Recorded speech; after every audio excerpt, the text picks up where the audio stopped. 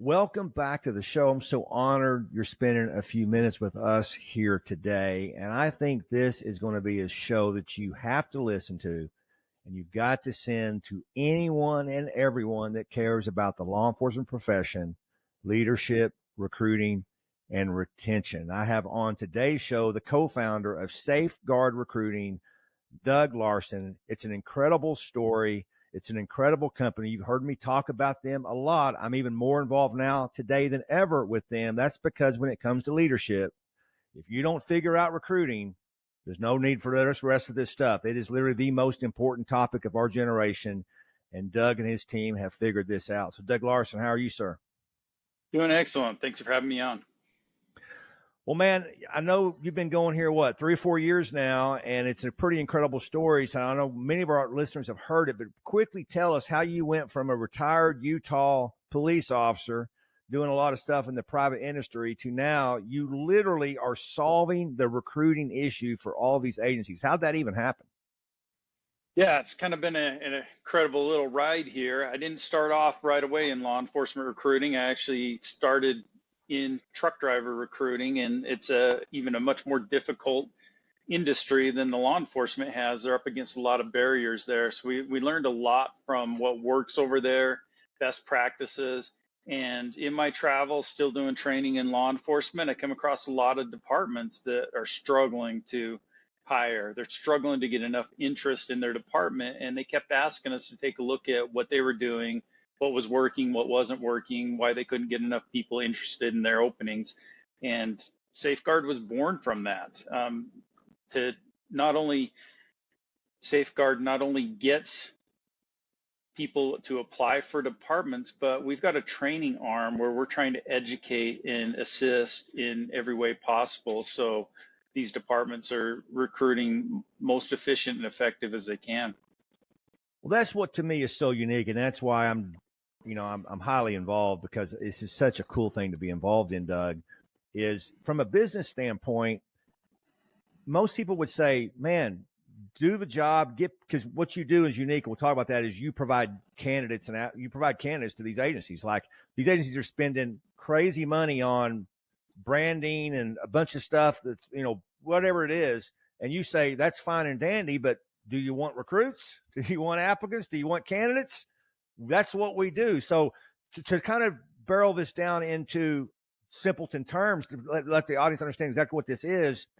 If your department, in most departments, needs to hire a chief or a captain or an administrator, you're not doing a branding campaign. You're hiring a recruiting firm or a headhunter firm to go find good candidates.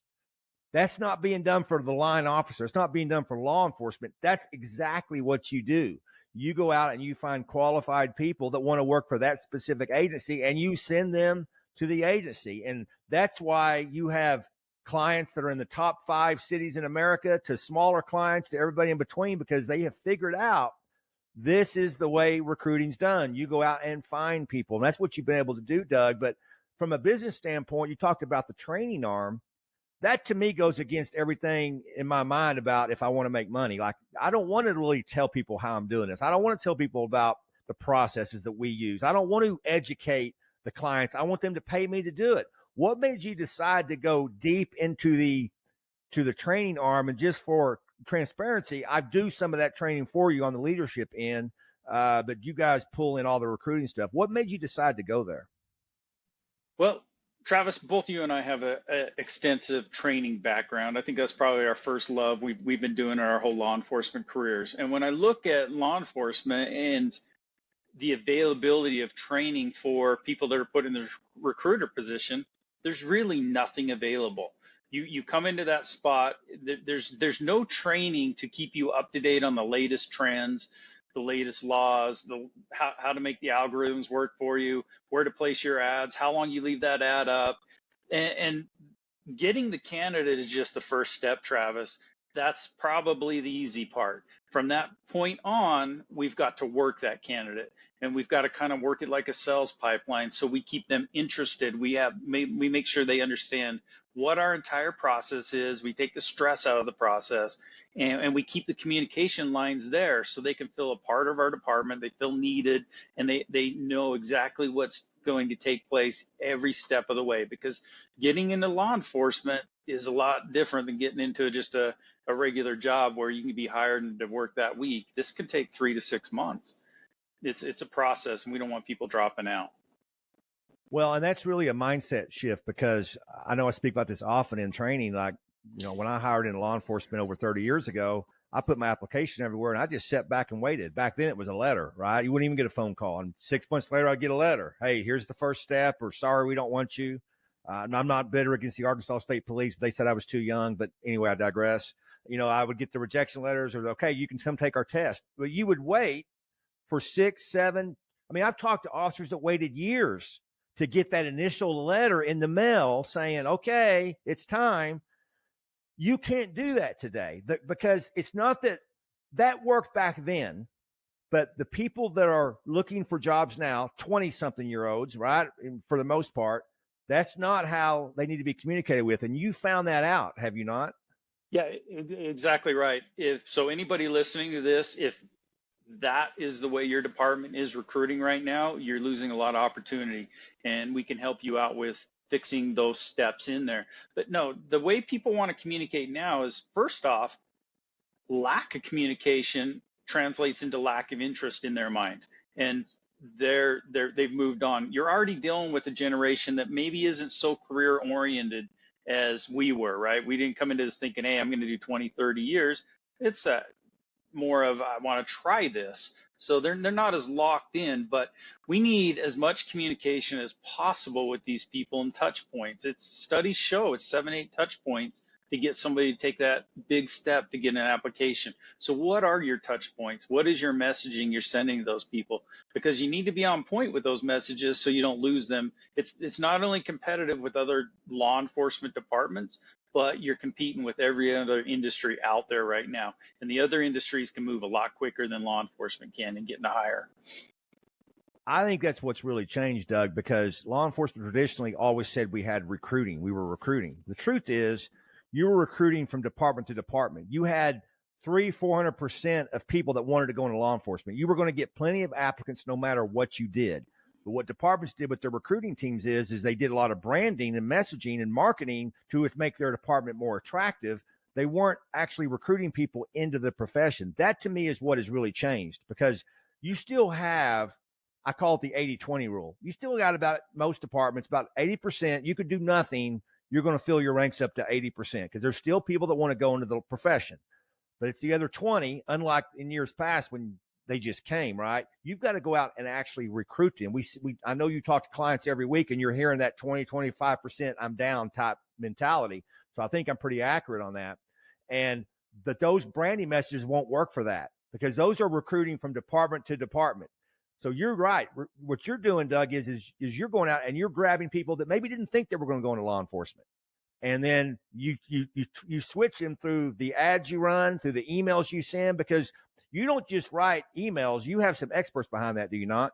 Yes, we have expert copyrights, specialize in the messaging that goes out. And you're exactly right, Travis, that it's that extra 20%, right? The extra 20, 30% that puts us up to full staffing on our departments.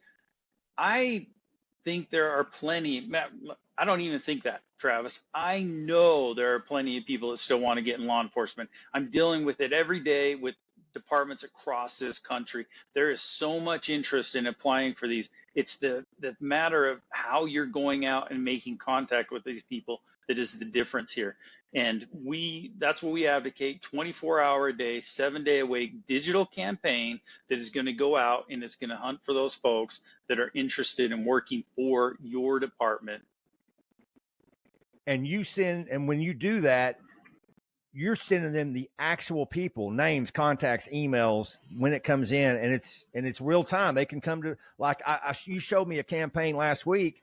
It was a Monday, I think. You said, check this out. It was one of your clients, and on a Monday morning, the recruiter came in and looked on the dashboard that you provided, and they had 23 people over the weekend that said, I want to work for you. So that recruiter is off on the weekend, going to the lake, doing whatever, not having to go to job fairs. They come in on Monday, and there's 23, you call them, these warm leads. I want to work for you.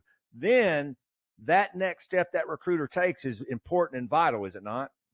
Is very vital, because we are providing you with a qualified candidate that has met your filtering metrics, and they want to work for you. They know they were applying for your department. And so from this step on, it's key. Now at Safeguard, we'll handle the first 3 touch points for you until that recruiter can come back from the lake on the weekend in your example, and then they need to take over. Best way to take over, get a call, get a phone call right to the person, start building that relationship, start having it so if they have a question, they're comfortable calling back in and saying, hey, what do I do in this part? I'm a little concerned about this area in my background. Answer all those questions for them. Relieve that stress for them. Make the process as easy as possible. And then and we'll help with this, copyright those emails to go out so you have a cadence of messages that keep this person interested. And that's what's necessary. And this is just private industry standards. Everybody listening to this has bought a T-shirt or they've applied for a university, and they're getting that cadence of messaging sent to them. And of course, those are written in a certain way. I mean, copyright experts are expensive. Law enforcement's never had to do that, Doug. We just say show up here or else, and we just sat back and waited for them to show up. But you're saying this has all got to change from a philosophy standpoint, or we're just going to be treading water. Yeah. Oh, it 100% needs to change, and everybody's got a phone with them. They expect information right away, and you need to have the proper information there. And what we need to do is we need to change some mindsets within departments, and that's why this training is so important, because we can't find ways to knock people out of the process. We need to find ways to keep them in the process. I'm not saying lower standards, Travis. I'm saying let's do everything possible to capture every person that is interested in working for us and make it easy on them to get through that process. I know what some people are thinking is they're hearing this and they've struggled and they've tried mightily, and they're thinking this is too good to be true. What are you trying to sell me here? You can't just go find names. There's people don't want to work for us. There's a recruiting crisis. What are you talking about? Do you get some of that pushback when you talk to people that are interested in what you're offering? We certainly do. People don't understand that how the outreach is going, how it's going to work for them, because what they got in their mindset is we're only getting this many applicants, and we're doing everything we know possible to do this. Well, I'll tell you, Travis, most departments don't have the expertise on there to keep up on all the advertising rules, all the employment laws, how to build the ads, what messaging needs to be in the ads. They just don't have that. And how long do I put that ad up? We'll give you all that information with an ad campaign. We'll put ads up, we'll place the ads for you, and every day we can show you exactly what the ad's doing, what kind of impressions it's getting, what kind of contacts and follow through that ad's getting. And that's important. You need all this information used to make the proper decisions to spend your money right. Yeah, if you're just now joining us, I'm talking to Doug Larsen. He's a co-owner of Safeguard Recruiting. You can find them at safeguardrecruiting.com. Fantastic information there. The content they're putting out above and beyond their business, from articles and training. We're going to get into the training in a minute. But Doug, I want to sort of take you back to my example. If I come in on Monday morning, there's 23 people. That's actually a real example, but you have clients that there's even more people than that.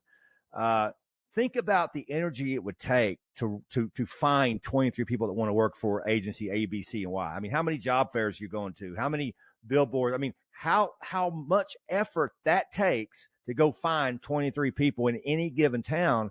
You hand it to them, and they can then put their efforts into what you're talking about, correct? Exactly. We'll find them for you. Don't go out and waste a whole day at a job fair where you're maybe going to contact 1-2 people and you're competing with the other departments out there. We'll handle getting the interested people in your department, and we hear it. Like, some departments say, man, if you could just find me 5 people a month, I'd be overjoyed. In this department, good example, 23 over the weekend. But that is where the work starts right there, is that we have to take those 23 people and we have to keep them going through the process to make sure they apply, make sure they get through the backgrounds and get all the way converted to a hire. And that's the next step that we like to help with. It's one thing to get the names, it's the second thing to get them to the applicant and all the way through the process. I mean, we all hear the horror stories of these large departments and they're down so many thousand people and this and that, but the vast majority of law enforcement in this country is 50 officers or less. And those departments don't typically have people dedicated solely to recruiting, right? And so what would you do if one of those chiefs or sheriffs called you up and said, hey, man, I'm a 50-person department, but I'm down 10. Like we're down 25%. Like we're sucking wind here. We're having to cut services, but I don't have the people to do what you're saying. You offer this from A to Z, if do you not, if they need it? Yep, we can do it all, and we'd love to do it all because it's very effective when we can get involved and handle the messaging. But you're right, we really don't find a department that's too small to work with us. I mean, we try and get packages tailored to everybody, but we will take it from not only finding the name, we will take that whole process all the way to where they apply to your department. And if necessary, we'll nurture those leads, we'll keep the contact going, and we'll get them to that stage where they apply. And then you can take over with your background checks, your other parameters like physical tests and whatever you got. Yeah, I want to sort of make sure our audience understands this. I actually talked to a chief a few weeks ago, and he said, hey, I'm the recruiter. I'm the guy. I'm the background guy. He had a department, I think, of 17 people. He was down 6, man. And he's stressed, right? Because that doesn't sound like a big deal. But if you're 17, you're down 6. He goes, but listen, the applications come to me. I'm the one that's vetting them. I'm the one that's hiring them. And so what you're saying is if he hires you, you would just give him he would just get more applications. It would just happen, and then he would get to be able to have enough applications to get his hiring done. And how do you base that, Doug? I know your cost differs depending on what they need. How do you base those costs? Yeah, we'll go through and we'll figure out what it takes, how many qualified candidates it takes to convert to applicants, converts to hires. So we can get a pretty good idea of how many people we need to come in contact to fill whatever your ranks are. If it was 6 people with this department, we try and do that as efficiently as possible for the departments and give them an upfront idea of this is the success rate you're going to have, so they can kind of factor in timelines of how long it's going to take them not only to hire the person, but get them, if they got academy slots, if they can FTO them. I mean, there's a lot of factors that go in there the department's got to deal with. Yeah, so somebody's probably listening to this, and I think they're probably thinking what you've already said, man, they think this is too good to be true. And then if it is true, this is going to cost me a gazillion dollars, right? And we see departments out there offering $25,000, $50,000, $75,000 hiring bonuses, right? That's not actually a long-term solution. We know that that's a temporary solution. I know you probably don't want to give away everything, but if I'm sitting out here thinking to myself, man, this doesn't even sound believable, and I know I couldn't afford it, what would you tell that person? It's a lot more cost effective than you would think it is. It really isn't that expensive to go out and find candidates and get them interested in your department. We can develop an affordable package based around what your budget and what your needs are, and we can make that work for you. So I know you also do the marketing, but you're different in that you recruit names first and then you use marketing elements. So a lot of the bigger departments, they have the big budgets, they bought the fancy websites, they got the fancy videos and stuff. But what's cool, and I saw you just roll this out, you actually have packages that's almost a subscription-based package from what I can tell, that even if you're a smaller department, man, you can get the website, you can get the materials, you get all this stuff, right? Because a lot of these small departments, I mean, they don't really have that stuff, right? It's really not in their budget. So you've made it affordable for them to kind of put these websites up and to do all the marketing stuff as well, have you not? Exactly. We can handle all forms of this that you see. So we can put a website up for you. We can provide applicant tracking system so you can track all your applicants that come in, put them in categories, mass message them from them, and make yourself more efficient. We can do videos for you. But what I'm going to tell you, Travis, when I talk to a department is I want to prioritize what they need. A lot of departments right now think they need the fancy websites and the videos up front, but they need names. They need people working for their department. And that's what we need to go after first. We'll follow it up with the marketing elements, keep people interested and understand what the department's about. But I think there's a priority of how you should be spending your money if you're going to be most effective in getting people interested in working for your department. And the fancy videos, I'll tell you right now, do not have the throughput that a lot of other methods have. So it would be a little lower on my priority list.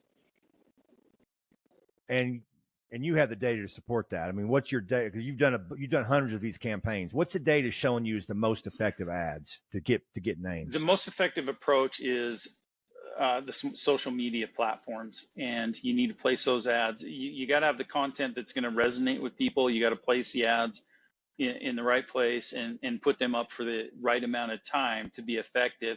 And we track all that information, and we track it against every metrics we can, so we can show departments, this is what we think is going to work for you. This, our research base says we feel like we can get you this many people interested in working for you off this spend. And I believe in being efficient. I've been on both sides of this, just like you have, Travis, and want to make sure departments are taken care of and they're getting what they're paying for.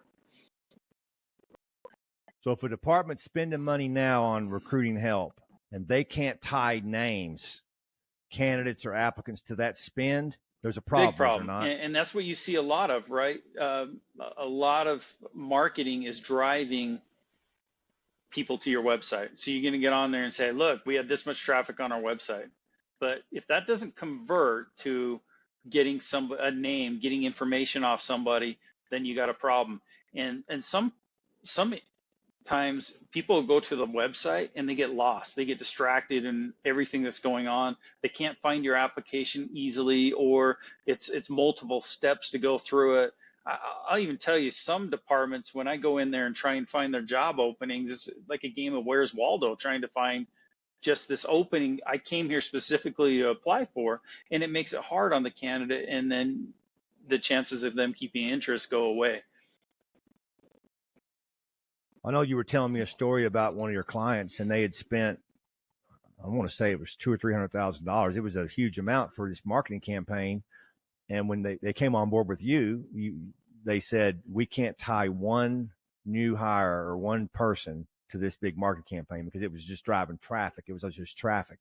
That to me is, I think our brain tells us, well, yeah, this fancy website's going to attract people. But if we're talking reality here, nobody out there knows a police officer went to work for the police department because their website was cool, right? This is not how it works if we're really honest about it. And that's why we don't put up a website to hire chiefs or whatever. I mean, we go out and find people. So I think it's amazing what you're doing. And you let me, there's a free course on your website that I got the opportunity to film a few years ago. It was really cool. It talked about all this philosophy, and it's totally free right there on the website, safeguardrecruiting.com. But you just rolled out another class that I'm kind of amazed that you want to roll this class out, Doug, because it kind of really gets behind the curtain and tells everybody how you're doing it. I would think that would hurt you as a business person, but you truly are wanting to just help people, because this is so much more than just getting names. And so this class goes into real detail. I've actually previewed the class before this show, and I can tell people listening, if you watch this class and you take notes and you pay attention, you will improve your recruiting. There's no doubt about it. But I know you said that you did that. One of the reasons you wanted to do that is because there was no official training for recruiters. And now that I think about it, you're right. There's no recruiter association. There's no recruiter certification. And so you wrote out this sort of high-level class. It's 2 hours of real content, heavy content. I mean, you better watch that thing a few times if you go get it. Tell us about that, why you decided to do it. Travis, we travel around the country. We do seminars. We get invited out a lot. And anybody who wants to have us come and speak on recruiting, we're happy to come out and speak to people and help them out. Part of this is just learning from departments where their gaps are in recruiting, where their lack of understanding, where their new people come in and they got nowhere to turn for training. We hear this an awful lot, and we want to be able to put some training out there to help departments improve on the recruiting side. People want to get into law enforcement. We need to make sure we're capturing those people and getting these numbers back up so everybody's safe in the community. And the whole idea about it, and it just goes back to, I love training. I feel like it should be there. Law enforcement's a group that'll grasp onto training. They'll take it, they'll learn from it. Some people want to do it on their own, and that's fine. We're here and we'll help you in a consulting role, bounce questions off us. Others will take it and go through and say, man, I just don't know that I got enough time to be able to keep up on all this. I don't want to build the ads. I don't want to place the ads. I don't want to nurture the leads. I don't want to turn them into applications. There's not enough of me. So I want to turn that over to somebody that specializes in it. And then we're right there to step in and do that for you also. Man, it's amazing stuff. You've got to go check out what they're doing. It is believable because I've seen it firsthand. Doug is doing this every day with his team. Safeguardrecruiting.com. Doug, any last words before we get off here? Thanks so much for doing the show. Thanks for having me on. And if you have recruiting questions, don't hesitate to reach out to us. You can go to our website, get our contact information. My contact information is floating around out there a lot too. Even if you just want to ask us some questions, fine. If you want to talk through what your processes are and what your help is, we'll help you out. We'll quote out whatever the needs are. And, look at our training that we got out there. I think it will help you improve your processes. Doug Larsen, Safeguard Recruiting. If you've been listening, if you've been watching, thank you for doing that. And just remember, lead on and stay courageous.